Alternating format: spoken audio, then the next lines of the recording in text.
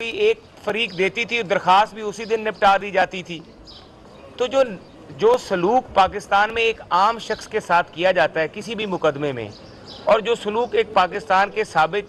3 दफ़ा मुंतखब होने वाले वज़ीर आज़म के साथ इन्हीं अदालतों के ज़रिए किया गया, वो सलूक आज इन अदालतों के ज़रिए इमरान खान चेयरमैन तहरीक इंसाफ के साथ नहीं किया जा रहा। एक आम शहरी के लिए अदालती निज़ाम फ़र्क है और इमरान खान के लिए अदालती निज़ाम फ़र्क है। तहरीक इंसाफ का कोई मुकदमा हो, तहरीक इंसाफ की कोई समात हो, तो आला अदलिया से लेके लोअर जुडिशरी तक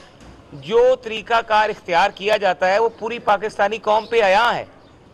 और जिस तरीके से पाकिस्तान की पार्लियामेंट में होने वाली चीज़ों को भी जिस तरीके से हमारे सुप्रीम कोर्ट में जिनके बारे में समात की गई और जो वहाँ पर रवैया इख्तियार किया गया, वो पाकिस्तान के दस्तूरी और जमहूरी रवायात के भी ख़िलाफ़ था। और आज इतना अरसा गुजरने के बाद भी, 8 महीने गुजरने के बाद भी इमरान खान पे फ़र्द जुर्म नहीं लग सकी। इसकी क्या वजह है? क्यों इमरान खान को आज भी तहफ़्फ़ुज़ देने वाली साबका दौर की बाक़ियात जो हैं, जो साकिब निसार की बाक़ियात जो हैं, वो आज भी मुतरक हैं। आज भी इमरान खान को उसकी मर्जी का एम्पायर देने के लिए आज भी वो साकिब निसार की बाक़ियात मुतरक हैं। आज भी इमरान खान को 2018 के इलेक्शन में जिस तरह नकल मार के पास करवाया गया, आज भी जिस तरीके से बनी गाला के एक नाजायज़ इमरान खान की जो तामीरात थी बनी गाला में इमरान खान के घर की, जिस तरीके से उनको जायज़ करार दिया गया और पूरे इस्लामाबाद के मास्टर प्लान की धज्जियां उड़ा दी गईं, आज भी अदलिया में से वही आवाज़ें आ रही हैं इमरान खान के लिए। आज भी इमरान खान की फॉरेन फंडिंग वाला जो केस है, जिस तरीके से उस केस के बीच में इमरान खान को सज़ा हो जानी चाहिए थी, वो सज़ा नहीं हो रही। तो हम ये जो पूरा का पूरा एक इमरान को अदालती तहफ़्फ़ुज़ दिया जा रहा है, हम उस अदालती तहफ़्फ़ुज़ के ख़िलाफ़ एक आवाज़ बने हुए हैं। और हम पाकिस्तानी कौम को ये बता रहे हैं कि एक चोर जिसकी चोरी पकड़ी गई और जिसने टकेमारी की, जिसने चाय के टी सेट से लेके महंगे हार घड़ियाँ सब लूट मार की तोशाखाना से और चीज़ें छुपाई रखी और जो कि साबित हो गई एक मुकदमे के दौरान, और उसके बाद यहाँ पर इस्तगासा दायर कर दिया गया। तो 8 माह गुजरने के बाद भी इमरान खान के खिलाफ पाकिस्तान का अदालती निज़ाम कुछ नहीं कर सका। ये केस अगर किसी माजूर बच्चे का होता, उसको भी हथकड़ी लगा के इस अदालत में पेश कर दिया जाता। ये केस अगर किसी और सियासी जमात का तहरीक इंसाफ से हटके अगर नून लीग के किसी रुकन का होता, तो उसके ऊपर अभी तक फ़र्द जुर्म भी आयद हो गई होनी थी और रिकवरी भी डल गई होनी थी और उसने जेल में होना था। और अब आप मुझे ये बताइए कि जो साकिब निसार की बाक़ियात हैं, आज भी वो बाक़ियात जो हैं वो हमें मुतरक नज़र आ रही हैं। जिस तरीके से नवाज शरीफ को इस मुल्क के निज़ाम से बाहर निकाला गया, जिस तरीके से उनको नाअहल किया गया, जुर्म तो अभी इमरान खान के ऊपर इल्ज़ाम तो वही है। नवाज शरीफ के ऊपर क्या था कि जी वो एक तनख्वाह ली बच्चे से जो कि वसूल भी नहीं की तनख्वाह उन्होंने, और उस तनख्वाह के इल्ज़ाम में ताहयात नाअहली कर दी गई। और इमरान खान ने करोड़ों अरबों रुपए की घड़ियाँ हथिया लीं और अपने एहसासों में ज़ाहिर नहीं की गई, लेकिन उसको डी सीट किया गया। नवाज शरीफ ताहयात नाअहल और इमरान खान डी सीट। ये कहाँ का इंसाफ है कि अगर आप आज भी नवाज शरीफ को और बाकी दीगर सियासी रहनुमाओं को इंसाफ नहीं दे सकते, तो इस मुल्क के अदालती निज़ाम में कहाँ यकीन रहेगा? अगर पाकिस्तान की अदालतों की इंटरनेशनल रेटिंग में हमारा अदालती निज़ाम जो है पुअर परफॉर्मेंस की वजह से मेरे ख्याल से 140वें नंबर पर पहुँच गया है, तो ये इन मुकदमात की वजह से हुआ है। यहाँ पर कोई आम आदमी होता और वो इतनी दफ़ा अदालत में पेश ना होता, तोड़ फोड़ करता, जजेस को धमकियाँ देता, तो मैं देखता कि आज वो किस तरीके से यहाँ पर होता। वो इस वक्त कसूरी बंद होता किसी जेल में पाकिस्तान की। लेकिन ये लाडला सर पे डब्बा पहन के और वो टोकरी पहन के पूरे पाकिस्तान की अदालतों में घूम फिर रहा है आज़ादी से। तो जो ये डब्बे वाली सरकार है, इस डब्बे वाली सरकार को कब सज़ा जज़ा दी जाएगी? अब ये वो सवालात हैं जिन तमाम सवालात को अब हालिया जो सुप्रीम कोर्ट के बीच में समाअत चल रही है, حالیہ جو 184(3) کی قانون سازی کی گئی ہے، حالیہ طور پہ جو پارلیمان کے اختیارات ہیں جو اس کے اوپر تجاوز ہے، اور جو وہاں پر مداخلت ہے پارلیمان کا جو دستوری کردار ہے اس کے اوپر، اس کی روشنی میں اگر دیکھ لیا جائے تو سارا سمجھ آ رہا ہے کہ آج بھی وہ قوتیں متحرک ہیں، آج بھی وہ عمران خان کو تحفظ دینے کے لیے اور عمران خان کو دوبارہ اس ملک کی معیشت کا بیڑا غرق کرنے کے لیے، ہمارے ملک پر سوار کرنے کے لیے وہ متحرک ہیں۔ اور یہ نظام کب تک چلتا رہے گا؟ یہ سوال پوچھا جانا چاہیے، سوال پوچھا جا رہا ہے کہ کب تک ہماری اعلیٰ عدلیہ میں بیٹھے ہوئے وہ لوگ جن کی آڈیو لیکس آ چکی ہیں، جن کے فیملی ممبرز کی آڈیو لیکس آ چکی ہیں، جن کے بارے میں جوڈیشل کمیشن کے بیچ میں کافی زیادہ ریفرنسز پڑے ہوئے ہیں اور ان ریفرنسز کی سماعت نہیں کی جا رہی، وہ تمام سوالات جو ہیں وہ اب سارے سامنے آئے پڑے ہیں کہ وہ ججز جن کا ایک طرف ٹلٹ ہے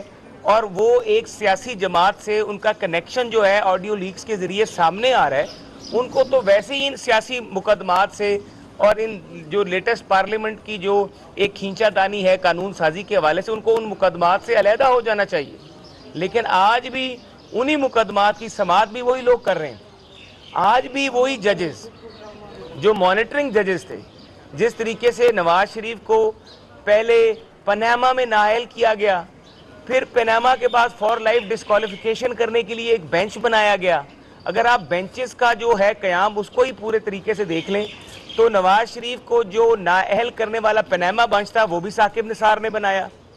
اس کے بعد نواز شریف کو فار لائف ڈسکوالیفائی کرنے والا جو بینچ تھا وہ بھی ثاقب نثار نے بنایا اور اس کے بیچ میں خود بھی موجود تھے، پھر نواز شریف کو پریزیڈنٹ پارٹی سے ہٹانے کے لیے جو بینچ بنایا وہ بھی ثاقب نثار نے بنایا، اور اس کے بعد پھر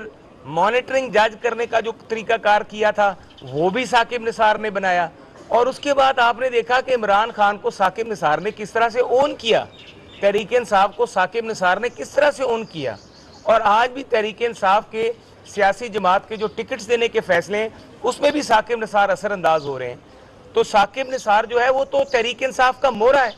اور اب میں سمجھتا ہوں کہ ثاقب نثار نے جو ماضی میں سارے یہ فیصلے کیے، جو بینچز بنائے، وہ سارا کا سارا جو سلسلہ ہے وہی جو ہے وہ صاف واضح بتا رہا ہے کہ ثاقب نثار اس وقت تحریک انصاف کے ساتھ ملا ہوا تھا، اور ثاقب نثار کی باقیات جو ہیں آج بھی ثاقب نثار کی جو فلسفی ہے اور جو اس کا اسکول آف تھاٹ ہے اس کو لے کے آگے چل رہے ہیں، اور اس اسکول آف تھاٹ، اس فلسفی نے اس پاکستان کو کیا دیا؟ اس اسکول آف تھاٹ نے پاکستان کو بزدار دیا، اس اسکول آف تھاٹ نے پاکستان کو گوگی دی، اس اسکول آف تھاٹ نے پاکستان کو بشرا بیگم دی، اس اسکول آف تھاٹ نے پاکستان کو کہ پنجاب صوبے کا بیڑا غرق کر دیا، ہمارے معاشی نظام کا بیڑا غرق کر دیا، ہمارے ملک کی جو اکانومی تھی، ہمارا جو سی پیک تھا، ہمارے ملک میں اور کیے جانے والے جتنے بھی منصوبے تھے وہ سارے کے سارے منصوبے دھرے کے دھرے رہ گئے، بند ہو گئے، پاکستان معاشی طور پہ بالکل تباہ و برباد ہو گیا، ہماری فورن پالیسی فیل ہو گئی۔ یہ ثاقب نثار کا اسکول آف تھاٹ تھا جس کا نتیجے میں آج پاکستان اس مقام پہ کھڑا ہے، لیکن آج بھی میرے خیال سے آج بھی احساس جو ہے وہ پیدا نہیں ہو رہا، آج بھی اس چیز کا احساس نہیں ہے کہ ہم نے پاکستان کو کہاں سے کہاں پر لا کھڑا کیا، آج بھی ایک ضد اور انا میں کہ نواز شریف ہمیں ایکسیپٹیبل نہیں ہے یا مسلم لیگ نون کو ہم نے اقتدار میں نہیں آنے دینا، آج بھی وہ چیزیں جو ہیں پاکستان کو معاشی طور پہ تباہ کیے جا رہے ہیں، لیکن کسی کو کوئی انصاف نہیں۔ جو ٹرک ہے اور ایک 20 جو ہے آج بھی پاکستان کے اوپر سوار ہے، اگر پیسے لے کے فیصلے کیے جائیں گے اور 1 کروڑ 20 لاکھ لے کے پارٹی کے ٹکٹ دیے جائیں گے تو آپ خود اندازہ کر لیں کہ اس کے پیچھے کون ہے، سب ثاقب نثار کر رہے ہیں۔ تو ہمیں یہ سمجھتے ہیں کہ پاکستان کی اعلیٰ عدلیہ کو خود ہی اپنی بقا کے لیے، اور میں یہ دیکھتا ہوں کہ جب یہ سارے بینچز بنے، ان سارے بینچز میں وہ ججز کہاں پر تھے؟ جب عمران خان کے اوپر توہین عدالت کا کیس ہوا تو اس وقت یہ عدالت سے ایک آبزرویشن آئی غالباً معزز چیف جسٹس صاحب کی طرف سے کہ ہو سکتا ہے عمران خان صاحب تک ہمارا پیغام نہ پہنچاؤ، تو یہ سہولت اگر باقی بھی سیاسی جماعتوں کو اور توہین عدالت کرنے والوں لوگوں کو پہنچ جائے کہ وہ توہین کرتے رہیں اور جب تک پیغام یقینی طور پہ پہنچنے کے ذرائع معلوم نہ ہوں تو ان کو سزا نہیں دی جائے گی، تو میرے خیال سے پاکستان میں پھر طلال چودھری کا کیا قصور تھا، دانیال عزیز کا کیا قصور تھا، باقی لوگوں کو کہ مجھے ذرا ختم ہونے دیں، باقی لوگوں کا کیا قصور تھا؟ تو اگر یہ تمام چیزیں آپ اس طریقے سے دیکھ لیں گے تو پھر توہین عدالت صرف کیا مسلم لیگ نون کے لیے بنی تھی؟ توہین عدالت تمام ان آوازوں کے لیے بنی تھی جو تحریک انصاف کے خلاف اٹھتی تھی۔ تو اگر یہی سارا سلسلہ رہنا ہے اور آج بھی ثاقب نثار کا فلسفی، اس کا اسکول آف تھاٹ پاکستان کی عدلیہ کی مین ڈرائیونگ سیٹ پہ بیٹھ کے پاکستان کی عدلیہ کو چلائے گا، اور پاکستان کی تمام باریں جو ہیں، تمام معزز وکلاء جو ہیں، وہ بارہا کہہ چکے ہیں کہ بینچ کا جو قیام کا نظام ہے وہ ٹھیک نہیں، 184(3) کی جو اپیل ہے وہ ہونی چاہیے۔ بٹ نسلہ ٹاور والوں کا کیا قصور تھا؟ کیا نسلہ ٹاور والوں کا حق نہیں ہے کہ ان کو 184(3) میں اپیل کا رائٹ ملنا چاہیے؟ پاکستان کے وہ کئی لوگ، پاکستان کے شہری جن کو اپیل کا حق ہی نہیں حاصل ہوتا اور ان کے خلاف کیا ہوا فیصلہ فائنلٹی گین کر جاتا ہے، کیا ان لوگوں کو حق حاصل نہیں ہے کہ وہ سپریم کورٹ کے فیصلے کے خلاف اپیل کر سکیں؟ تمام پاکستان کی بار کونسل یہ بات کر رہی ہیں۔ بینچوں کی تشکیل کے اندر تفریق نظر آ رہی ہے سپریم کورٹ کے سینئر ترین ججز کے درمیان،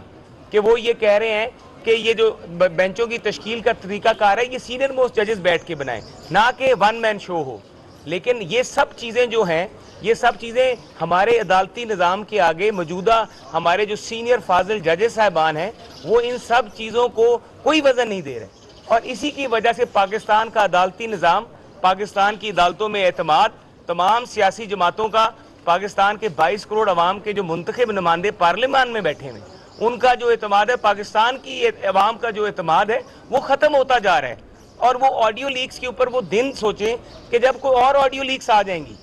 جب ابھی سننے میں آ رہا ہے کہ بیٹی کی بھی اور باقی لوگوں کی بھی آڈیو لیکس موجود ہیں، فیملی ممبرز کی آڈیو لیکس ہیں، جس کے بیچ میں تحریک انصاف کو پروموٹ کرنے کی، تحریک انصاف کے منشور کو تحفظ دینے کی بات کی جا رہی ہے۔ اگر عمران خان صاحب یہ سمجھتے ہیں کہ آج فوری طور پہ الیکشن کروا کے کسی ایک جج کو ایکسٹینشن دے کے اور ججز کی ریٹائرمنٹ ایج بڑھا کر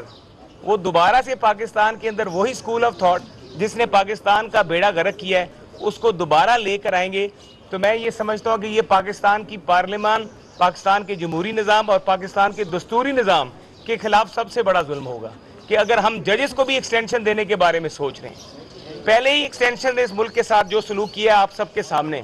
اور ان ایکسٹینشنز کے بعد اگر آج عمران خان یہ سوچ رہا ہے کہ میں یہ سارا کچھ کر کے ایک سپریم کورٹ کے جج صاحب کو ایکسٹینشن دے دوں گا فوری الیکشن کرانے کے بعد، اور ایکسٹینشن دینے کے بعد پھر میں یہ دوبارہ سے ایک نظام جو ہے اس کو کنٹینیو کروں گا اور اپنی مرضی کا امپائر لے کے آ جاؤں گا، اور اپنی مرضی کا امپائر لانے کے بعد پھر الیکشن میں دھاندلی کروں گا، تو یہ نظام جو ہے نہیں چلنے والا۔ تو اسی کے ساتھ میں اپنی بات جو ہے وہ اختتام کی طرف لے کے جاتا ہوں۔ آپ سب دوستوں